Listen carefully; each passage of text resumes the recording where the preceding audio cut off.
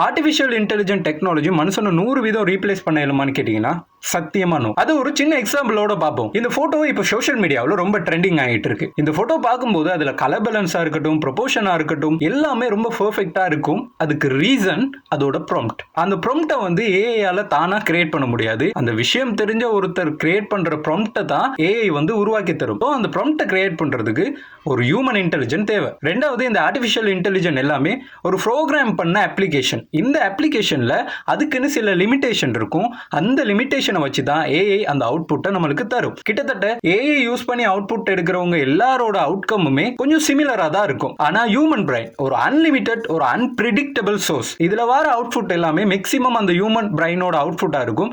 ஒரு அவுட்புட்டோட இன்னொரு அவுட்புட்டை கம்பேர் பண்ணும்போது சிமிலரா இருக்காது, ரொம்ப யூனிக்கா இருக்கும். ஸோ இதுல இருந்து புரிஞ்சுக்க வேண்டிய ஒரு விஷயம் என்னன்னு பாத்தீங்கன்னா, 1000 ஏஐ அப்ளிகேஷன் வந்தாலும், அதாவது ஆர்டிஃபிஷியல் இன்டெலிஜென்ட் வந்தாலும், அதை ஆப்ரேட் பண்றதுக்கு சரியான ஹியூமன் இன்டெலிஜென்டால மட்டும்தான் முடியும்.